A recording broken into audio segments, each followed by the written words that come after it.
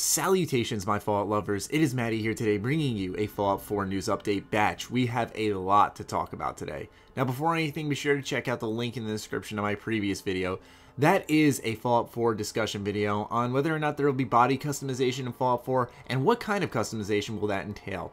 Anyways, ladies and gentlemen, Pete Hines had an interview with IGN and a lot of interesting information came out, so without further ado, let's dive straight into it. Starting off with the first quote from Pete Hines, "I would be stunned if we said anything else about the story ever again prior to launch," says Hines. "We're going to let everybody experience that in-game as much as possible, but there are certain trade-offs you have to make to build some amount of awareness to what the game is offering, so you're willing to make some sacrifices." So this is good news, because we are not going to be getting any more story details on Fallout 4. This does not mean that we're not going to see any more Fallout 4, but we're not going to hear anything of the story, and this explains why the demos at QuakeCon and at Gamescom were so sporadic and entailed only gameplay. Is because they didn't want anyone having the story ruined for them. So obviously this is good because number one, no spoilers, as I've just been hitting over the head repeatedly here, and number two, this leaves us with a sense of wonder when we're entering this game, something that a lot of us Fallout fans have been desperately clinging to, hoping that Bethesda won't say anything, hoping that nothing leaks, because as great as leaks are, we want to go ahead and enter this game with that same sense of wonder that we entered Fallout 3 in New Vegas with, where we're like, what does this world hold for me? What stories out there are going to blow my socks off? You know, what's going to make me laugh, make me feel sad? That sense of wonder is so key to a video game, especially one like Fallout. And in reference to Pete's second sentence where he says there's certain trade-offs you have to make, that's in reference to E3, because there wasn't too much revealed, but there was enough revealed at E3 to leave us speculating, wondering, and just feeling overall intrigued in the game. Anyways, moving on to the next bit of news, he says, "I can tell you with confidence that right now the team isn't 100% focused on the game itself. I have covered this already. Mod support, DLC, that's all nice, but if we don't deliver an awesome game by November 10th, our DLC plans won't matter, and our plans for mod support will be irrelevant. We have to deliver a great game in the first place." This is where the news comes in.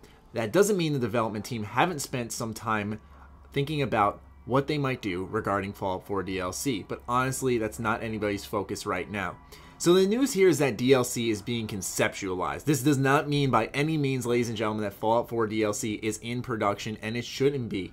This is how DLC should be done. I'll get into that in a second, but first, what I feel that they're doing when it comes to conceptualizing ideas for DLC is most likely an idea of a setting like, hey, let's have the next Fallout 4 DLC be set in Miami, Florida, or whatever, or let's actually go to Europe in the Fallout universe. That'd be cool. They're just kind of spitballing ideas, or maybe even gameplay mechanics that can't be completed in time for the full game to fit them in there.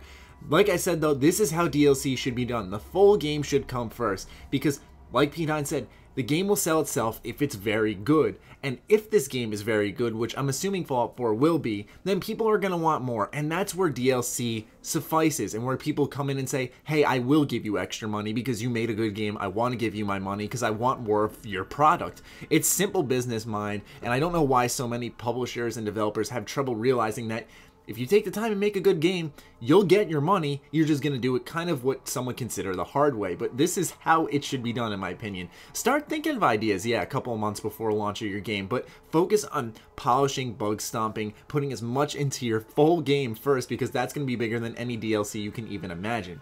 But regardless, my rant is done. I want to move on to an interesting quote that came from Pete Hines, and it may explain why we haven't seen Fallout 4.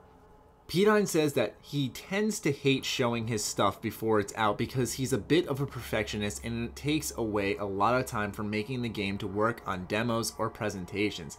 It's not that he doesn't want to show his fans what he's making, but every time he shows something, he sees what's wrong or what needs to be fixed. So yeah, that's why we really haven't seen much in the terms of public gameplay and trailers for Fallout 4. I'm sure that I'm not the only one out there who sat there and thought when this game was revealed to be coming out this year in November that during June, holy crap, we're going to get gameplay every month. We're going to see so much Fallout 4. It's going to be the Fallout 4 hype train. But yet, honestly, we haven't seen a thing. There's hardly been anything. And it's because this game can market itself. And it's kind of depressing in a sense, because Todd Howard's so focused on making a great game. And you know what? I want that game to be great. Absolutely. I do want to see some more in between, but that's just me being the selfish fan that I am, and I'm sure many agree with that. But regardless, it's totally fine. But I do want to point out that quote because I feel like this is such an important thing to mention, because so many people are wondering, where is the Fallout 4 stuff? Todd Howard said during QuakeCon that we're going to be getting special videos to describe and hint at what these skills are going to do, the special stats.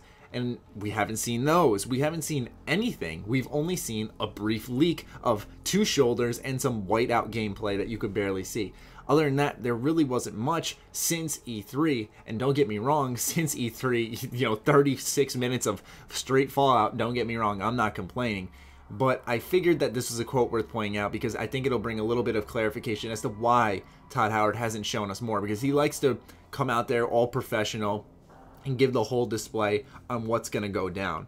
But anyways, this has been a giant Fallout 4 news batch. We got 2 pieces of news and 1 piece of clarification, I guess you can call it. So let me know what you're thinking about all of this in Sugar Bombed as well as on Twitter. Other than that, be sure to follow me on Twitter, like me on Facebook. Stay sexy, stay active. I love you all. Peace.